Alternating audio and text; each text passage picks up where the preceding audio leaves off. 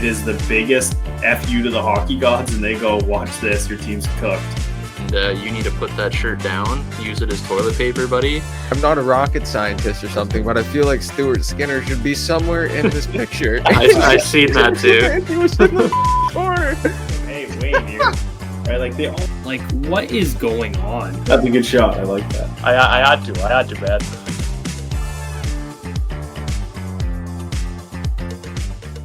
Welcome back, everybody, to episode 64 of the Gameday Tarps podcast. Today, we're going over everything Memorial Cup, including Wilbs London Knights taking home the championship.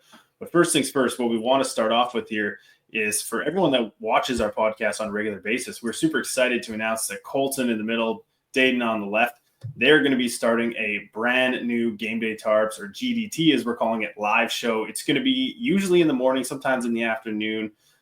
We would really love it if people could just tune into that and come see what they talk about, because it's going to be everything hockey related, and we're really excited to start that up and have everyone kind of see us on a different lens. So it's going to be really exciting. I'm excited. Thank you, everyone. Tune in. But other than that, yeah, boys, I mean, Will, you got to start us off. I mean, bring the energy of what you're feeling right now.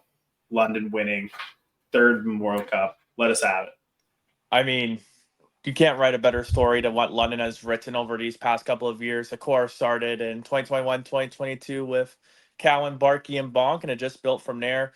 Started with a first-round loss to Kitchener, and then the next year going to the OHL finals, losing to the Petes, and then winning the OHL finals and losing the Memorial Cup finals to Saginaw, and now winning the whole thing.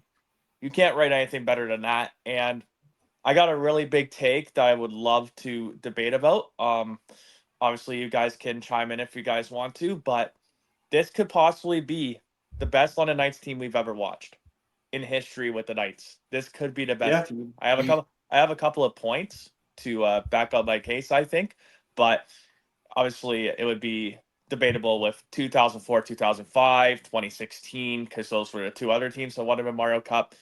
But you take a look at what this season had to offer with these Knights, and what you can see is franchise records. Easton Cowan, Denver Barkey, and Sam Dickinson. Sam Dickinson with the most points in the playoffs as a Knights defenseman, and then Easton Cowan with the most points in the playoffs as a Knight, and Denver Barkey, shorthanded record for the most shorthanded goals as a London Knight. So pretty historic season for the Knights, and Austin Elliott, who started off in the WHL with Saskatoon, coming all the way to the OHL for his final season with the London Knights and only lost 3 times.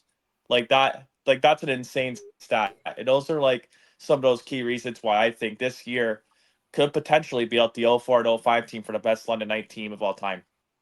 What's crazy with Elliott, too, is that he was on the Blades last year, and he actually beat out his former teammate in Taylor Mullendijk on the now Medicine Hat Tigers roster. So that was just crazy. Yeah, Molly had to be happy for him. I mean, we do have to throw a shout out to both Kamloops players. I mean, Mullendijk's from McBride, but Matthew Ward and Tanner Mullendijk, who did play in Kamloops and trains here and lives here. I mean, big shout out to them for making the World Cup final in general. I mean, it's huge for people from Kamloops to see. We obviously hosted the Memorial Cup. We had Logan Stankoven, but now we have those guys. So it's awesome to just kind of throw some props to them as well, even though they lost. You forgot Dylan Sador, but yeah, him too. He was there too. I'm sorry. You're right. Yeah, I'm just saying. You traded for Austin Elliott too, didn't you? We got him from the Barrie Colts. Like, we traded like a draft pick for him, and Austin Elliott just went off, and Barrie must be punching the air right now, trading Austin Elliott to London right now, because Austin Elliott had a phenomenal season. A lot of people were saying it was because of the team in front of him, but with the Memorial Cup tournament, he proved his keep. He proved to be that goaltender, won the goaltender of the tournament, well deserved. He made some very, very big stops in every single game. So Austin Elliott was phenomenal. Like literally, he was unbelievable in that. Calm and composing goaltender. Got to watch him a lot this year, and he was a treat to watch. And I'm really glad that he's getting the recognition he deserves. So I just want to ask you because I actually don't really know this. I didn't know. I thought he went straight to London, like he signed with them. So did he play with Barry? London saw how good he was doing, and then they signed him, or was he just like in their camp and then they picked him up? No, he was just in Barry's camp, and London ended up sending a draft pick for him. Oh, yeah, he never that's weird. played. He never ended up suiting up for Barry. And I mean, you would know this more than me, Colton. Was he any good in the dub? Like, was he a backup? Was he a starter? What kind of was the situation? So 2020, 2022, 2023, 25, 6 and 3, 2023, 2024, 29, 8 and 2. Okay, so he's been a good goaltender. So the reasoning for leaving him was overagers, I guess. They had too many overage guys. Oh, okay. And then get no one else in the dub picked him up as an overage goalie. I mean, I guess the other best team had Mennigan, so really.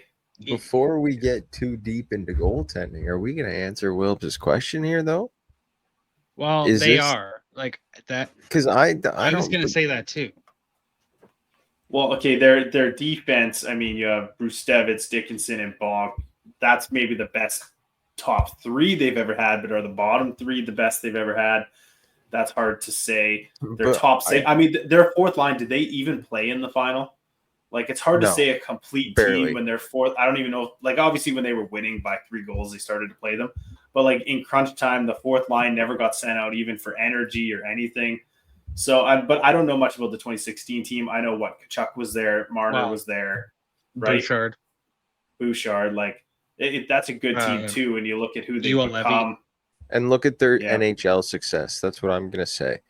The guys on the team this year obviously have, like, great success, but like the guys on those 0405 teams and the 2016 team, they've had NHL success, and I don't know if you could compare them all time if you look at their whole careers, just because they've had so much more time to play than these young guys. But so if you just cap it at the Mem Cup, then cap it at the Mem Cup. Are they the better Mem Cup team than 2016? I guess I think is what you're asking, right, Wilbs? Yeah, like not like NHL success wise, because that's like way too far in the picture. Obviously, you know, the 2016 guys already there, and 04 and 05. But as junior success goes, do you think that this team is the best Londonite team of all time? Oh, yeah. Think of Cowan's record point streak, right? Like, did anybody from that 2016 team ever even come close to such a feat? Probably not. No, they did not. Marner had some pretty special numbers, but I don't know if it was – he had the point totals, but not the consecutive games, I don't think. No, and this team was special. And then you also had on the other receiving end there Gavin McKenna, right? Then he won on a fantastic run. Met Hat Tigers went undefeated in the 2025 Memorial Cup until they ran into London one final time, and it just didn't go their way. So, yeah, I really think that this was a storybook ending for London. And you know what? As a Spitfires fan, congrats, Wilbs. You might actually be the only time you hear me say good night. Good job, Knights. Yeah, literally. You guys actually did it, you know? Well, Colton, you were telling me earlier about you had heard, like, who was telling you about beating London a second time? Yeah. Like how? You can't, like, beating them a second time is hard, right? Like, you can beat London once, but beating them twice is like unprecedented, right? And that's kind of what you saw all season long, was like teams could beat them, but it was very far and few between. Like, they weren't losing 2 straight or 3 straight or going on any type of losing streak. They would lose one game and bounce right the fuck back, right? And that's what we saw here. They lose one game, they bounce right back, and the next time they meet up against Medicine Hat, you know what they did too? And Matt Murley pointed this out, so shout out to him. But they did exactly what they did in 0405. Mark Hunter put that, like, the top grinder players, top forecheckers, PK guys, any type of guy that played defensive, all over McKenna. Exactly like what they did when they played against Sidney Crosby and Rimouski in 0405. So they did a great job shutting down McKenna. Like, he scored once, he scored twice, goal called back, but like they damn near just had him like suffocated the whole fucking game. And that's insane, because we never saw that happen to him in the WHL. Yeah, and I remember you, Wilbs, saying, like, McKenna better keep his head up. These OHL boys are going to get him. And now you were meaning more of like a physical side, and I don't think they really got him physically. But from a shutdown side, like I know that Barkey's small, and I know he may not actually translate to be a like star NHL player, but he's going to be a hell of a penalty killer, a hell of a forechecker, like second, third line winger.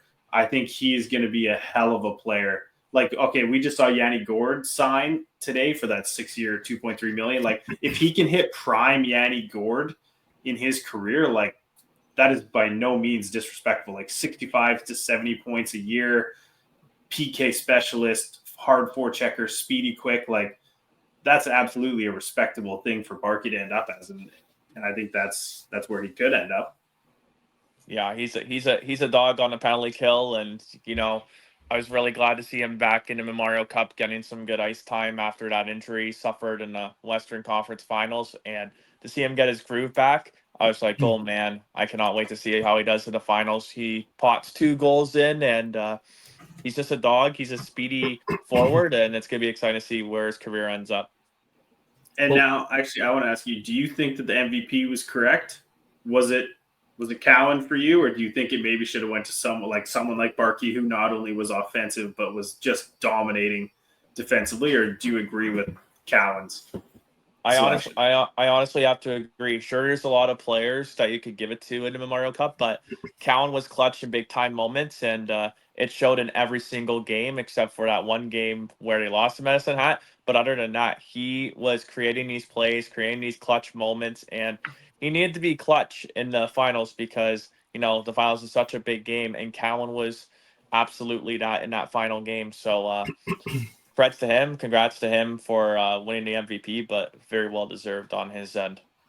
Actually, too, last night I said this to my brother because I was like, hey, you have to give Cowan full props because, for a lack of a better word, he got shit on by an entire nation for his World Junior performance.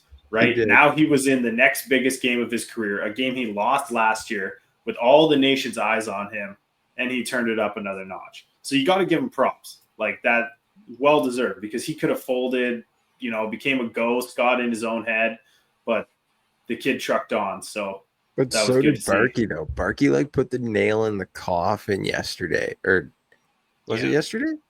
Yeah, yesterday. Yeah, it was yesterday. I know you were moving, so it's all good. Yeah, I just got home, folks, if you can't notice the different background. But yeah, Barkey scored the third and the fourth goal. The third was the dagger, and then the fourth was like, okay, calm down. And it was a snipe. He just put it through 4 bodies and just went, boop. Well, was it bar down? Maybe. Snipe. I don't know. I think Barkey had a great game yesterday, but I know the tournament is what they base it off of, and Cowan did have a pretty good tournament. Well, speaking of the tournament too, I just wanted to circle back to the whole thing itself, right? So 16 years since we've seen the Memorial Cup being hosted in Rimouski, Quebec. Last time there was an OHL champion, first of 2 for the Windsor Spitfires. But I wanted to say, this was the tournament of tournaments, right? Everybody knew coming into this tournament that every league champion was going to be London, Moncton, Medicine Hat. There was no doubt in anybody's mind, right? There wasn't going to be any upsets in their respective league finals. So I think all in all, personally, this was a great Memorial Cup turnout, right? But if you think of a team like Medicine Hat, what was it? This crazy stat that I seen the other day. Since I think early January, they were 34-3-1-1, including regular season and playoffs. They were just the team to beat. And here's the thing, right? So we said earlier, they went 5-0 in the round robin. They just went straight to the final, and then they met up with London again. And you guys said it best, you can beat them once, but you can't beat them twice. And it was just wow. I think after last year's Memorial Cup in Saginaw, Wilbs said it best. I know many episodes ago, these guys are hungry. This is Revenge Tour Part 2. Oh, and they had a big chip on their shoulder, and they actually got it done. So this was good. It's tough to see the guys that moved on from last season, not be able to beat Saginaw, but the guys that did return for this season and did win it, that's just got to be a huge sigh of relief for London. Just monkey off the back. We actually did it, boys. Congrats. This is amazing. And I know they're going to be selling hard back in London, Ontario all summer long. For sure. Do they have a parade date actually? They added today. They added today. I couldn't that make it. fast? That was the it was because of the NHL Combine. Players have to go to the I Combine guess so. soon. So that's hard when it's on a Monday or Tuesday. Yeah. I was gonna say, one player that really impressed me was Sam O'Reilly. What can you kind of talk about? Like, what can you say about him? Oh man, Sam O'Reilly, you get everything out of Sam O'Reilly. He was blocking shots last game, scoring some clutch goals, making some key moments happen. Guy's a complete player, and man, the Oilers got a stud out of Sam O'Reilly. I'm sure Oilers fans were watching him in this tournament. And what you're getting from Sam O'Reilly, he's a complete package player. He's a complete player. He's extremely unreal. Like, he was one of my favorites that I got to watch in the tournament. But another guy who is going to be coming into the NHL draft this year as a prospect, Henry Brusevich. That's another guy that really impressed me. Scored a goal against Rimouski, made a nice dish to Jacob Julian in the finals for the opening goal, and he just looks very confident and comfortable out there. And I expect Brusevich to be a very, very good pick in the NHL draft for sure. I think he's going to end up being a steal. I think he's a great player. Did anybody here expect Rimouski to go winless at this tournament as the host? Like, I just want to be honest, because I thought there would be a little bit more fight in them, knowing that they were building a super team. Like last year, Saginaw, they built early. So did Rimouski for this Memorial Cup, right? So, like, I honestly would have thought that Rimouski would add a little bit more fight in them, But all in all, ultimately, they went winless, boys. Like, that was kind of crazy. Yeah, but every win was the first two wins were pretty close, were they not? Overtime. Yeah, game overtime one. for the first the game. Opening game, yeah. And then it was like a 2-goal loss or a 1-goal loss the second game against London, and then Moncton. It was overtime, I think it wasn't it? They went to OT, did they not? I don't think Medicine Hat went to OT in the first game. I don't think so. Yeah, they did. Yeah. Did they? Yeah, no. I think the first two games both went to OT. Let me look. No, maybe they didn't. I'm looking it up real quick here, fellas. I swear they did. Because I posted that. It was 5-4 final. No, it was Moncton and London that went to OT in the second game. Yeah, London Moncton went to OT. 3-2 for London. But anyways, what I was saying, the only game that was like a blowout was the 6-2 Moncton game. But it was 5-4 Med Hat, game one. Is that really not overtime? No, it really wasn't. It wasn't. Okay, yeah, then it was 3-2 London Moncton overtime, like you said. I thought there was two. That was the only overtime game. That was it? No, I thought there was two. I don't know, but for me though, like I guess with the way that the series went with Rimouski versus Moncton, and how Moncton just kind of dispatched them easy, and then again, no offense, Day, even though I kind of mean offense, with the fact that Moncton to me was the third best team at this tournament, and Rimouski was the fourth best team, and Moncton walked Rimouski. Like, it was not a shock to kind of see how it turned out. And it turned out exactly. Yeah, it turned out exactly like look at Kamloops, right? We got dog walk too. Like, we had that big boost of energy and we won 10-1, and then that was it. We just got dog walk the whole rest of the tournament. So like, it's just, the host is a hard thing to do. You rarely get the Saginaws, the Shawinigans that actually pull it out. Rimouski was there, but they were never in contention, I don't think. St. John's, I think, was a wild one in 2021 when they won with McDougall. Yeah. They had I think we talked about this a couple of weeks ago. Josh Lawrence, Villeneuve, William Dufour, and then the goalies. I believe it was Nicholas Hurtubise. Crazy team, crazy coach.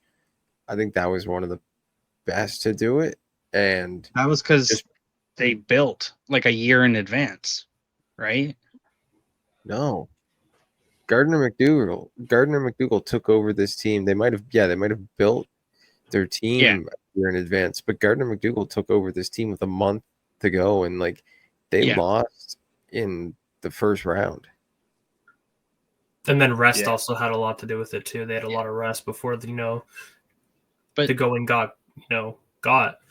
They also went against one of the best teams this century has ever seen in the 2022 Edmonton Oil Kings. Like, remember we were talking about that in the Discord, and I was like, dude, they got dismantled, and also Hamilton, right? So, like, it's just a totally different scenario with certain hosts that are, like, coming into the tournament as the underdog, and yet they still pull it off.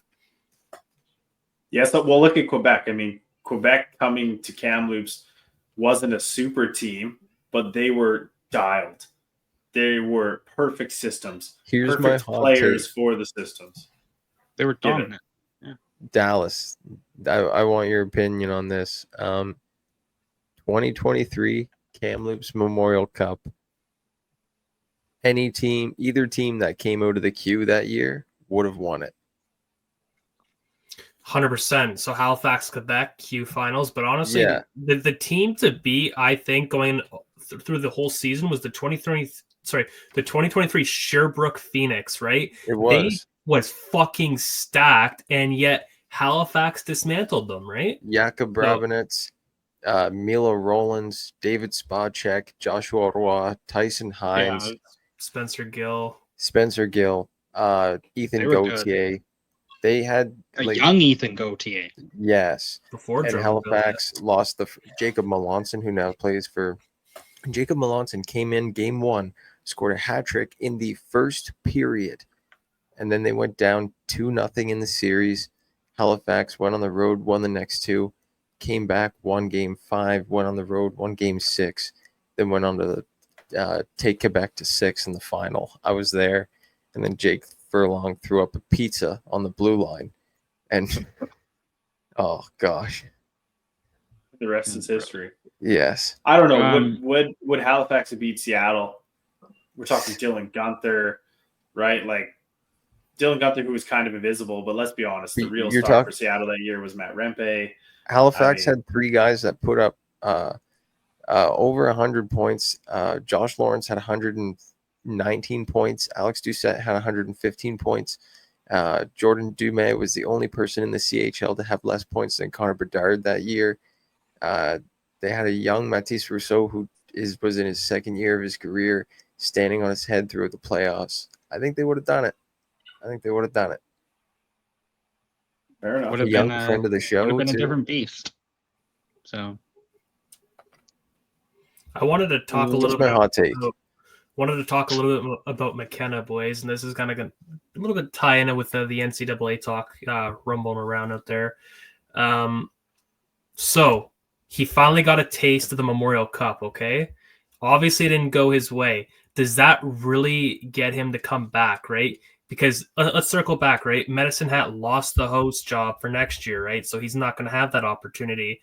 But let's fast forward to September, mid-September. It is going to be the Kelowna Rockets and the Medicine Hat Tigers in his hometown back up in the Yukon for the WHL Showcase. That is a big thing. They scheduled that around Ed Hat because of Gavin McKenna, right? It's his hometown roots. But with the whole talks of him going to college, right? Does he want that taste of going back to the Memorial Cup? Is he going to want to go home and play in front of his friends and family up north? Right? Like, it's just like kind of a little bit of incentives. And my hypothetical, it's unlikely, but hypothetical, right? Is there a perfect world where next year McKenna does return back to the WHL, and does a team like the Kelowna Rockets go all in for him, right? So he has a guaranteed spot back in the biggest stage in the Canadian Hockey League.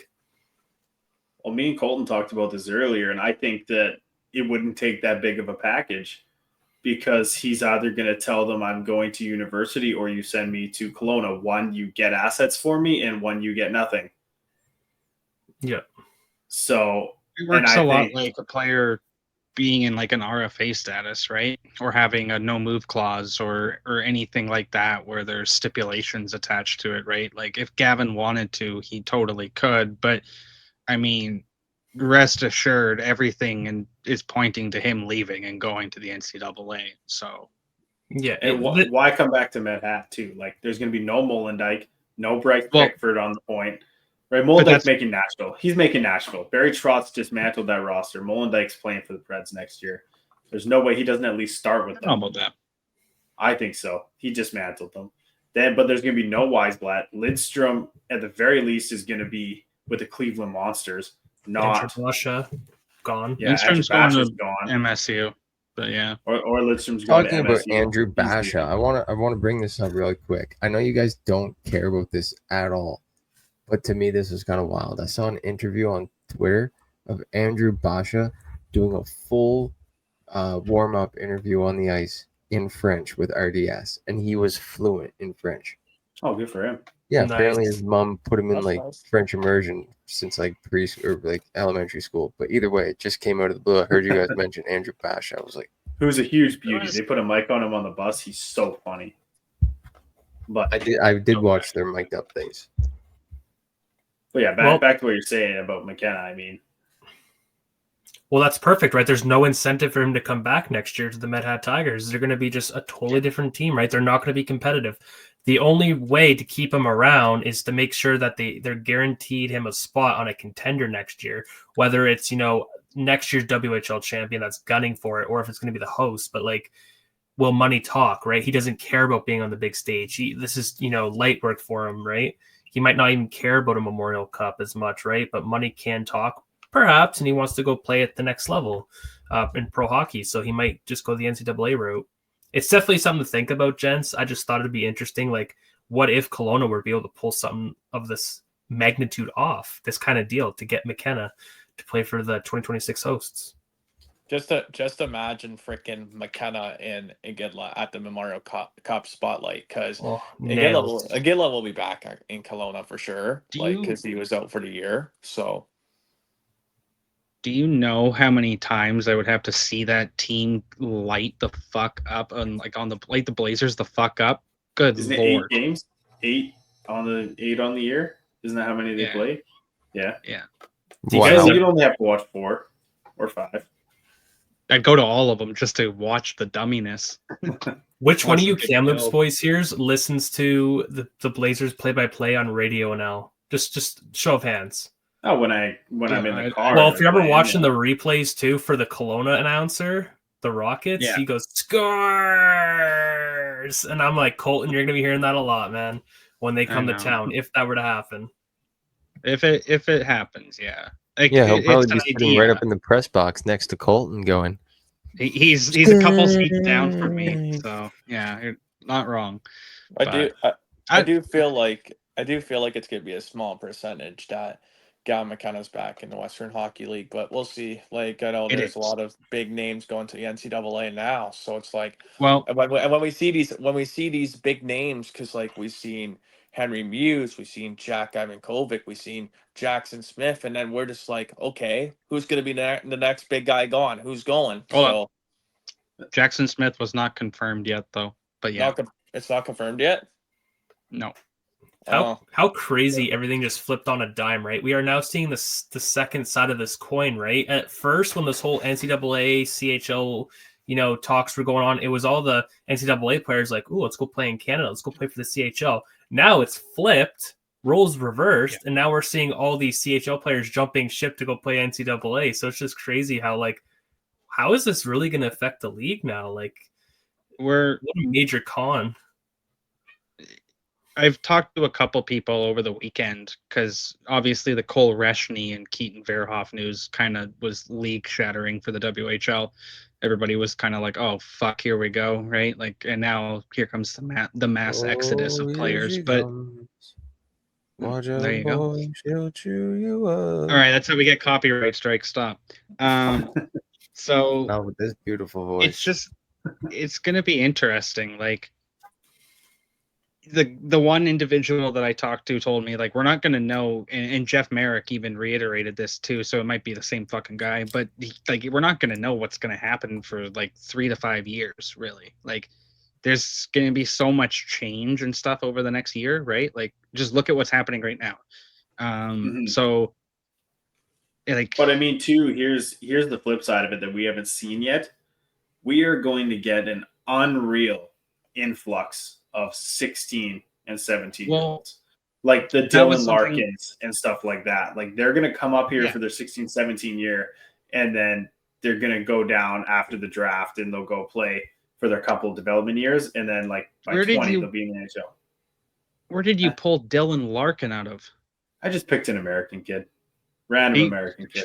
randomly he went to Michigan too, didn't he? So there you go. Yes, he did. I knew he went to Michigan, but like it's like there's gonna. Oh, well, it's gonna we're be... talking about Michigan. Why don't we let Dallas bring up why he's wearing that sweater? Well, the rumor is that McKenna is most likely going to choose Michigan, go play for the Wolverines. It's one of the schools, probably the best odds to land him. But I just wanted to That's wear not true. Oh, State took over, didn't they? Mich State, the Spartans. Yeah, and I would think Michigan's even lower because you said Penn State earlier potentially has. So the thing with Penn State, and it's out there that Penn State's in on him because Jeff Merrick blogged about it today. Penn State has got one of the richest NIL money bags in college sports. They can afford to pay anybody. So watch out is all I have to say. They're not done. And actually, because remember how we were saying like, oh, Canadian players can't make NIL money in the States because of visas and stuff. I read today that there's word that one of the guys that just committed to one of these universities, they didn't name who, but it was a $5,000 bonus just for posting his commitment on social media. He got paid for the post. So it sounds like they'll get paid through social interactions on social media. It could be. So, but you know what I mean? Like, it sounds like that's how they're going to, because social media doesn't matter about demographic.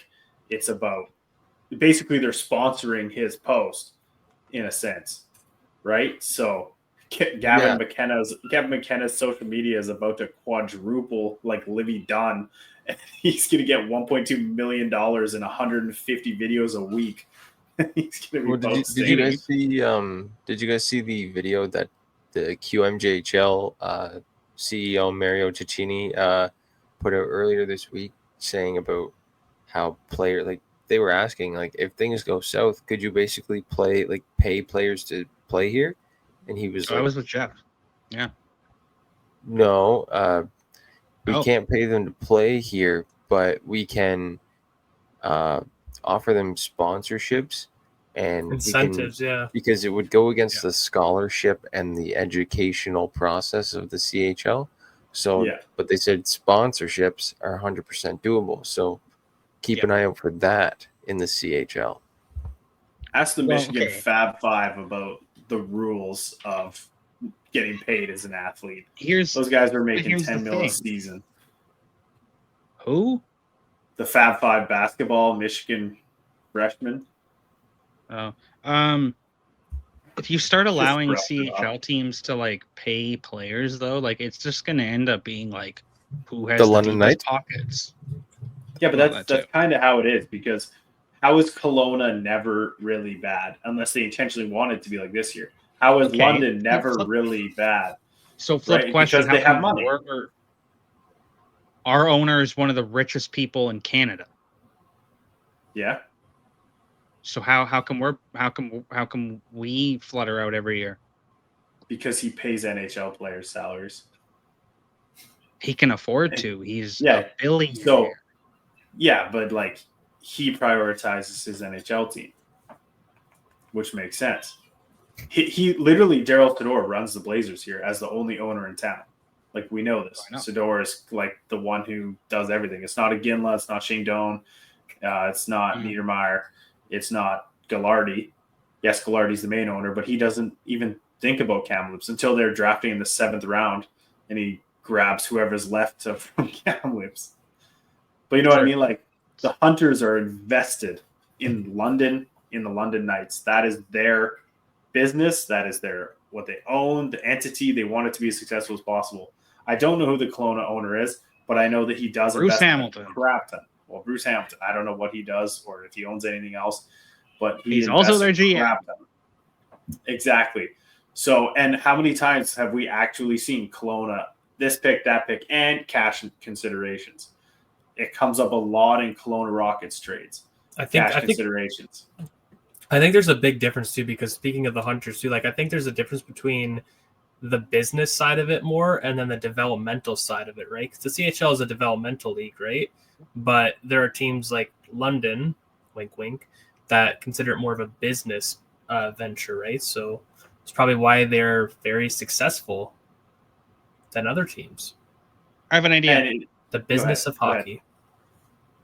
It tacks on to what Daly was talking about. Kelowna has 2 first-round picks that belong to Spokane. They also have a first-round pick that belongs to Lethbridge and their own first-round pick. That's a lot of firsts. Yep. Package it for McKenna. Yeah, so that will get them. That could work. But nowadays, we see 4 first-round picks get like the 5th best player on the market. Well, what did Regina trade to get the fucking Maddox 3rd Schultz overall pick? To get Maddox Schultz, right? So I don't even remember. But a lot of what happens is like Kelowna is a market that the owner has money and the team makes money, right? Med Hat is a great example. So is Red Deer. So is Swift Current, Saskatoon. Of if their like seating and ticket sales are down due to a bad team, but they have a good player. If they can get cash considerations of $40,000-$50,000 for the player, well, they're gonna take it. Like they don't have a choice. It's okay. We either lay people off or we sell the player in a losing team. So it's why so many teams are able to stay at the top for so long in the CHL. Shout out Red Deer. Yeah, shout out the Sutters. But speaking of owners, quickly, just one more thing, just to add on to it. I'm excited to see what the Hymans do with Brantford. I think that'll be fun. I think that's really cool that more players are wanting to be owners and like be involved with that type of stuff. I think it's cool. Isn't Weber part owner of the Rockets? I believe so. Yeah, I think he's part. Him and Josh Georges. So, and I think did Morrissey buy in? Morrissey might have bought it. I could be wrong. Could be totally wrong. I know Eric Brewer partly owns the Cougars. So, and Chara? I think Chara's in there. No, I don't think so. Chara was a Cougar. He was a Cougar though. Yeah. A couple other NCAA guys that are floating around. Obviously, we talked about McKenna, but Ryan Rubrick out of the OHL. Apparently, Michigan's very in on him, so that could be a neat one. Go join some guys there. He's obviously a top-rated pick for next year's draft, or is it this year's draft? Next year. It's next year, right? Yeah. Yeah, I think so. So that's an interesting one. I know Wilbs and Daly kind of would know more about Rubrick and what he does, but he had a good U18s. He's a fucking beast of a player. Actually, I was talking to you. Oh, sorry. Go ahead. Go ahead. I was gonna say he was unreal this year. Huge breakout with Niagara this year. Niagara had a very huge improvement year from last year with all the stuff that was going on, and now more stuff's going on. As now they have to find new coaching, new management, like a lot of everything. Like just seeing when they fired basically almost everybody, I'm like, okay, what is going on here? Like they just had their first improvement season, and then you just fire everybody. And it's just like, okay, so what now? I know that they just recently hired Frank Evola. I think he was with the Spitz Daly, I'm pretty sure. I think. So I guess we'll see what road they go down, but very interesting. But yeah, Rubes is a really good player, so we'll see if he ends up going NCAA or he stays in Niagara. But we'll see what happens. It's always gloomy in Niagara with the Ice Dogs. Like this was definitely a light at the end of the tunnel this season for them. This was a phenomenal season for the organization. A lot of breakout players. And I think they should definitely look forward to the 26-27 season. And I think they should be the front runner to host the 27 Memorial Cup when it goes back to the OHL at the Meridian Center. I think that would do the community a lot of justice. They definitely need that. So I think that, that's, I don't know, it's kind of like a prediction. Also, I think on the topic of Niagara, like they definitely need that. They definitely need to host Memorial Cup there to keep the hopes and the, I'll cut this day. The morale. Thank you. Yeah. Just Did you just say cut this day? Yeah, when you go to edit it. Sorry. You were fine. Yeah. Okay. Well, I want to jump to this because I was talking to you guys, I think Colton and Daeden earlier. I was throwing this out there.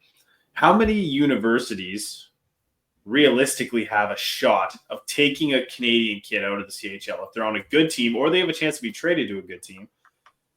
Right? Like, how many actually have a shot of stealing someone? Like, we haven't seen anyone about Denver, anyone with Minnesota. It's being Boston University, Boston College. You're talking meant universities. I thought you meant like universities, like Canadian universities. That's why I said zero. That's why I was like, dude, why are you asking this question? Not talking about like the American college, American university. Like how many have a legit chance of stealing underaged pre-draft CHL players? Because there's only it's about like NIL money. It's about who's got the most money in the school. So Penn State, Michigan, MSU. What if they're a garbage program? What if it's a garbage program? None of the schools I just said are garbage. Matthew Wood is for UConn, right? Garbage. Yep. What? But how many? Is there more than 10 that most guys would actually consider? I thought we figured it out. No, we were counting. There was like 20 to 25 top schools. I'd say there's 20 at least. Only about 5 of them are really being constantly in the name. You know, like even Quinnipiac is taking guys who are aging out for the most part, and Maine is taking older guys other than Poirier. Maine is taking, Rousseau. Poirier's still Poirier's going into his 20s. Is he not? Yeah, exactly. He's 19 going on 20 because he's draft 2 years ago was his 17-year-old season. Yeah, he's draft +2 next year. He's draft +2, so he's turning. Last year was his 17-year-old season, not this one, but the year before. Because he got drafted and he was 18. Now he's 18 turning 19, and he'll be 19 turning 20. Okay, yeah, sure, whatever. Yeah, but so there's Michigan State that are hardly pursuing. There's Penn State that we keep hearing. There's BU. There's BC. Western Michigan. But I don't know if they're really pursuing anyone. No one is really saying like they're leaving the CHL for Western Michigan because they're building a super, whatever that is facility, but it's not built. It's not there yet. They're still just Western Michigan, right? With a great coach and a good hockey program, but they're not Michigan. They're not even like I'm not hearing much about North Dakota. There's a couple guys, but not a ton of guys. They just got 2 huge guys out of the top. I was just gonna say, the Fighting Sioux. Yeah, they just signed a couple guys. Who'd they get? Great program, great facility. Breshny and Verhoff. Oh, they both went North Dakota? Yeah. Here, I didn't know that Verhoff went there. Let's do something real quick. So, Right.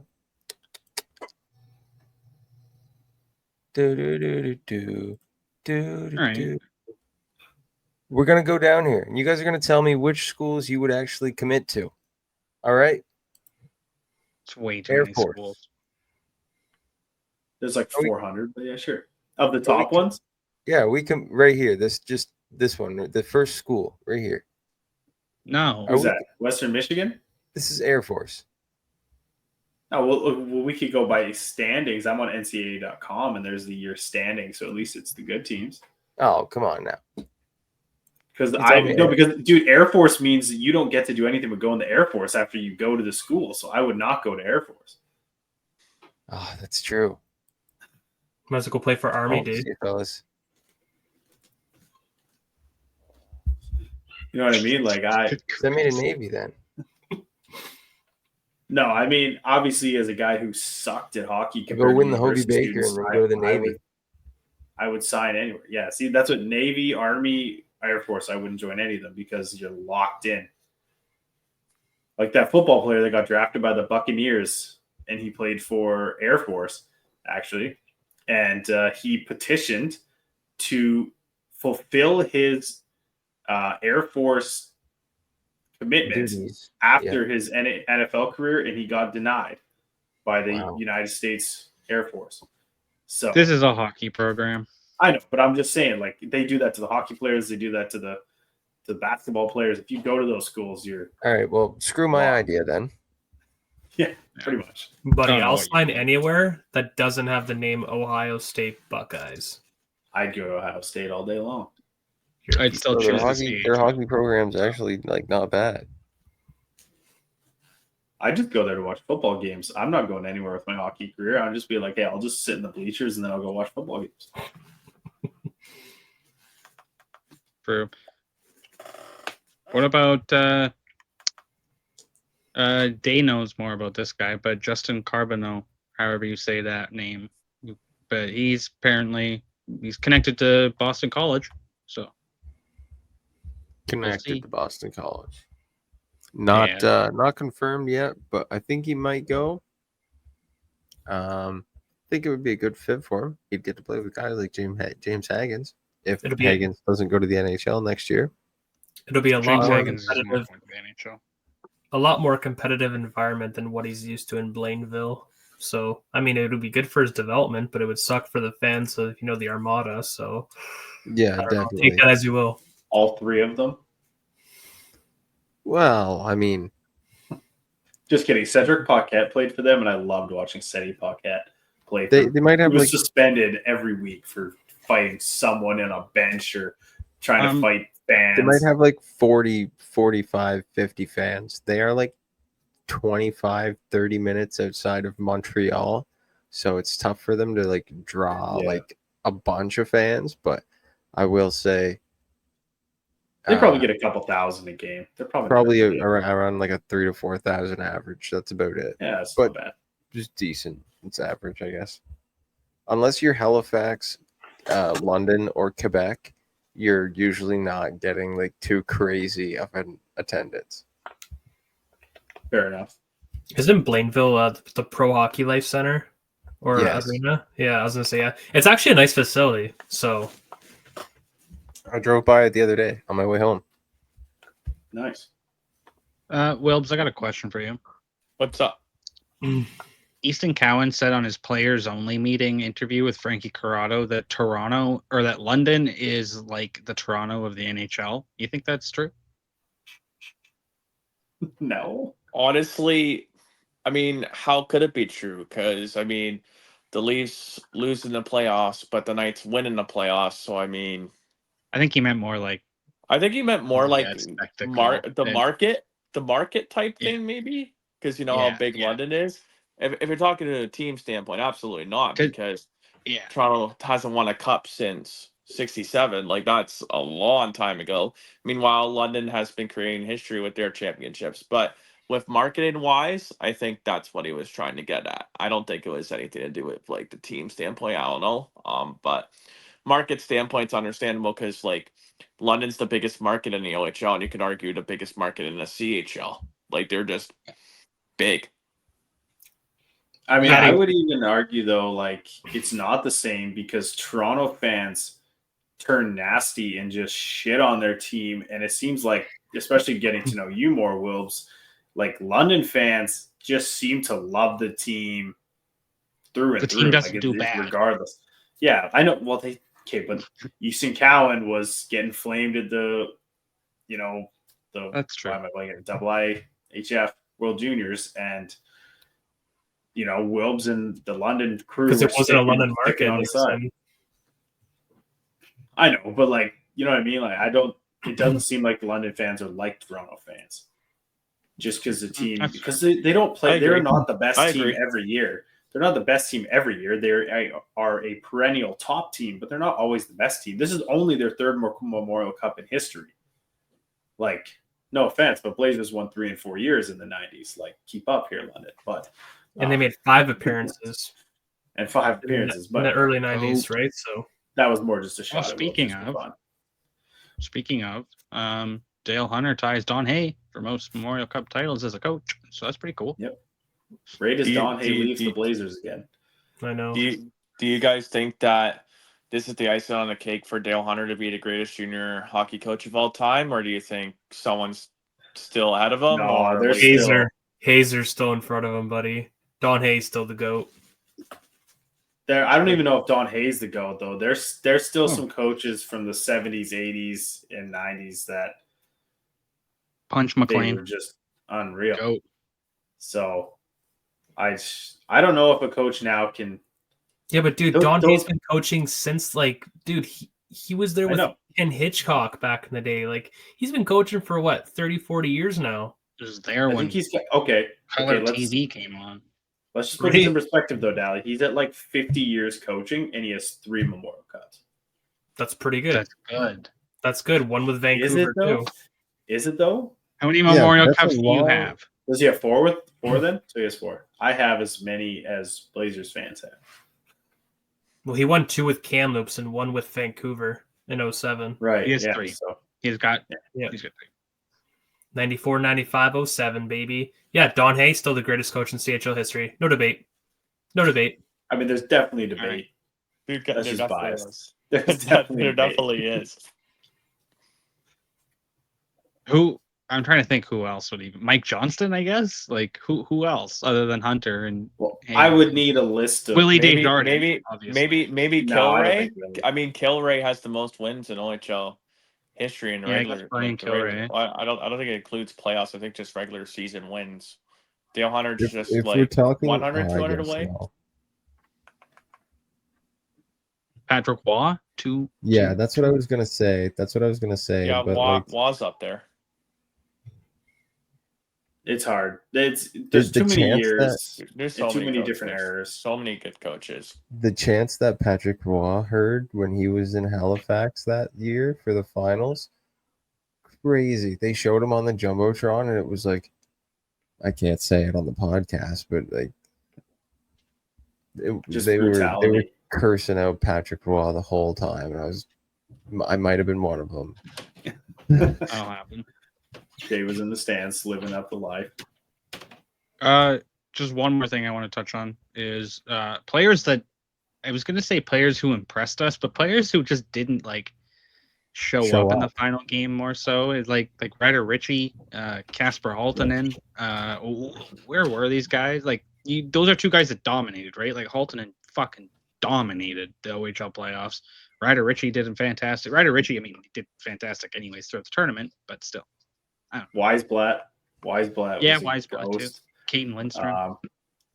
Yeah, I think Medhat's two best players were McKenna and Matthew Ward up front, and then I think Pickford was a better defender than Molendyke was. Last night? Yeah, last night in the final. Yeah. Matthew Ward had a great start compared to the rest of the team. Yeah. He was their best player in the first period. Yeah. What about Cataford? What about Daeden? Especially Daeden, right? You know, one of the top draft prospects of the 2025 NHL draft. Like, he was quiet all tournament long, really, right? Like, I think the more of his stock value was definitely, like, kind of hanging in the balance a little bit, saying, like, what could he really prove here on the big stage? It was until he scored in the semis. The 2 goals? Yeah. No, he only had 1 goal. He only had 1 goal. But just the fact that he was able to like break through, I think kept him there. But he was definitely edging out of that top 5 for sure. Yeah. I don't think his stock takes a hit though. Like not at all. Nothing not at all. Especially since you saw the way that immediately after the game, he's shaking every single referee's hands. Like, well, that's the class that this guy showed. He's gonna be golden. Yeah, but I do think guys like him, Juraj Pekarczyk, ATM Morin, and Dylan Gill were their best players. Oh, Dylan Gill was incredible. Yeah, it shouldn't have been that way. I mean, he almost shouldn't have been there. He was literally a 21-year-old that played 24 professional AHL games this year. The maximum you can be allowed and being sent back down. Like he was lucky. He got the Dylan Gunther treatment. So yeah. Oh, Dakpar should be excited, man. Etienne Morin's going to be filthy for the Flames organization once he goes up to the Calgary Wranglers. Like, watch out. Another name on Moncton that really impressed me was Gabe Smith, and he had his contract signed after his showing, and it was well deserved. Gabe Smith was unbelievable in this tournament. Like, he was one of those guys. I don't think so. Just personally, when did I text that night?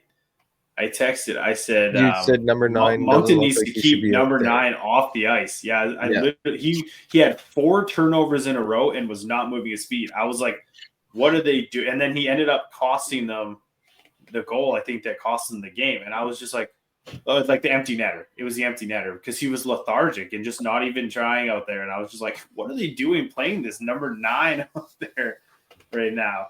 Yeah. So maybe just the one game. I didn't really pay much attention to him afterwards, but that one game I was like, number 9 is a horrible player. That was my take to counteract. All right. He's never coming on the podcast. Yeah, I don't know. Who did I like off that team?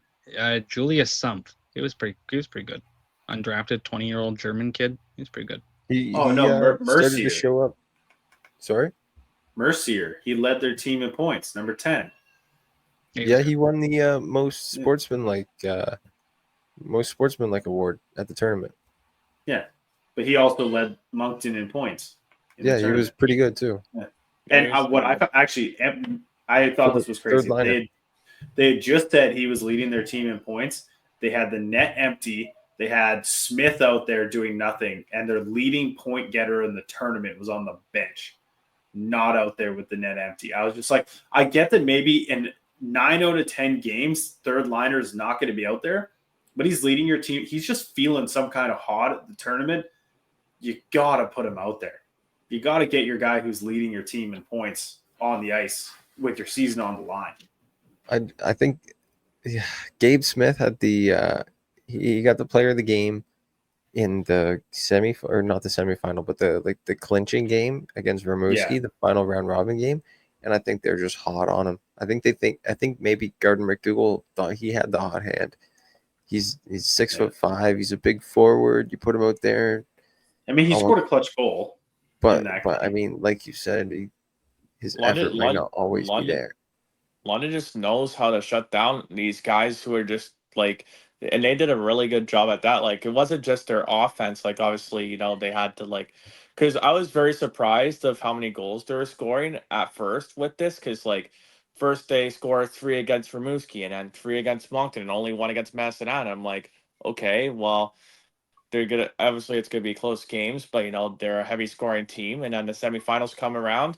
London puts a 5 spot, and then finals, Medicine Hat 4-1, and London kept a really good eye on all these guys like Desnoyers. Obviously Desnoyers got that 1 goal, but other than that, London was able to shut it down. The defense came out to play. It was a full team effort from the Knights bear down. So it's very awesome to see how this team came about going into this. Just before we wrap it up, I really wanted to bring this up. What did we think about this year's commemorative jerseys worn by the hosts? Oh, so we like it? Dallas time, do we? Simple. I'm just joking. I like them. I do like them. They weren't. What I will say is they weren't much different from the jerseys that they wore all season. That were their 30th anniversary jerseys. They literally just changed the logo, and that's. Was that a plan?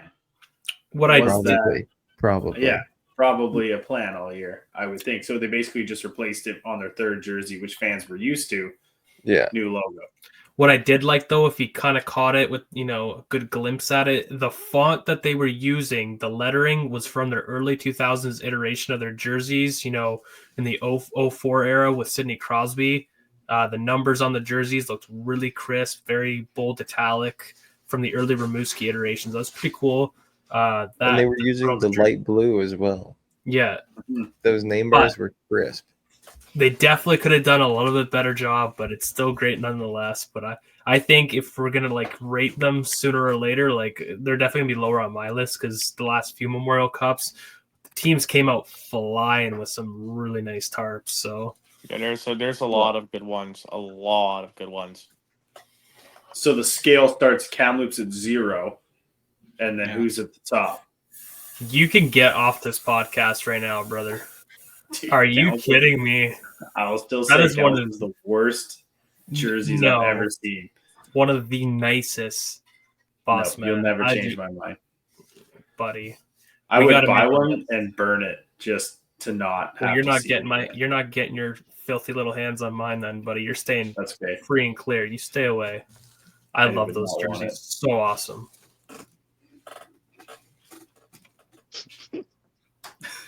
Actually, you know what's funny? I seen a blank one that someone was selling in Edmonton when I was there last week. Buddy, $700, right? Blank. It was one of the replicas off the auction. I was like, I don't know. Maybe I'll get a second one here.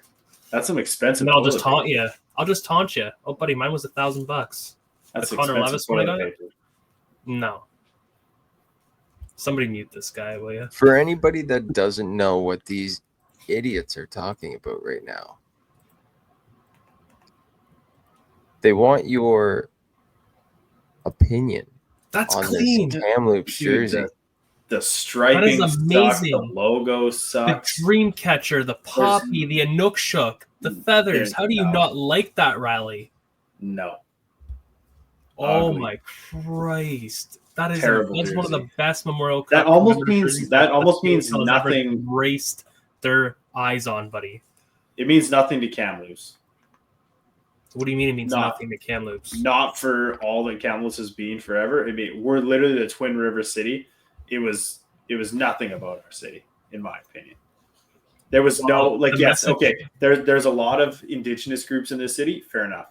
That's what it's commemorating. Our Indigenous veterans. That was all it was commemorating.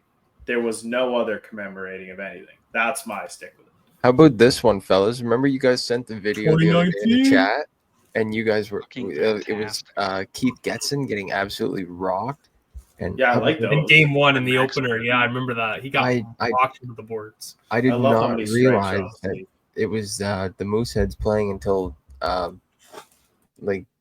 we saw the scoreboard. Because that Memorial Cup to me never happened. I didn't go to it. I didn't it just wasn't there. Sad days. But yeah, I don't like those jerseys, to be honest. I know it's Nova Scotia colors and it's got the flag and it's. I love it. I love the fact that they said, you know what, let's throw 5 stripes on the arm. I think that's just sick. Yeah, it's almost so bad that it's cool. You know, it's just like, let's do something that no one is gonna like, and let's just run it. No. So I don't mind. No. I don't mind it at all.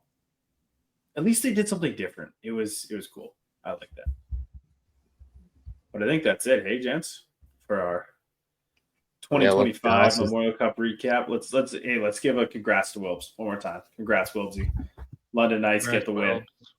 That's only one summer to celebrate, and then it's over, and then it's a new champion. Because I don't know if London's gonna ride back to the finals again. But I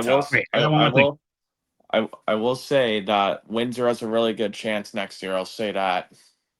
True. That's true. One more thing. Do you think that this was the last time we're ever going to see the Memorial Cup like this? Like what? With superstar teams and players and all these NHL draft picks and everything like that, with the way the college is taking over. No. Oh, no. I don't think it'll affect it too much. No. I think this is going to be the new norm because you're going to be losing a lot of other players from worse teams. So I think the super teams are going to become more of a thing rather than less. Yeah. I think it's going to be reversed. So it's going to be more super team. Like the best teams are always going to be there. You're like, oh, Medicine Hat's the best team at the beginning of the year. It's going to be them that's making it. London, best team at the beginning of the year. Yeah. Like London would have had to have 5 or 6 injuries to derail their season. Like if it was just Cowan and Bonk was out and Dickinson was out and Barkey was out, like he still would have got them to the playoffs alone, even if those guys needed time to come back, right? Like, so I don't think that it really would have been. Like, super teams are sticking around for sure. Hey, Ryley? Yeah. Take a good look at it, buddy. Take a good look at it. Your camera went blurry. I can't see. Take a great look at that, buddy. One of the best Memorial Cup converters you'll ever see. Take a good look. It's so mad. I hate on it. Oh, it's awesome. Is that it? That's everything? We're wrapping it up. One sec, Ryley. One more thing before we head out here. Colton and I, like we mentioned, are starting the live show. So, just before we head out, fellas. Oh. Well, 1 second. Just before we head out, fellas, let me drum roll, please, while this uploads. And processes. I'm not drum rolling anymore.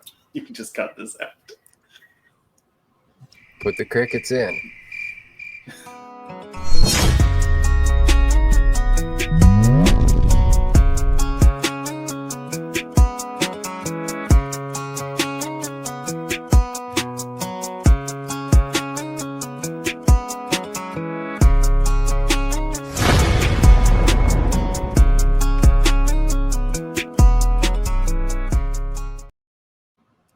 Beautiful. Please Amazing. tune in.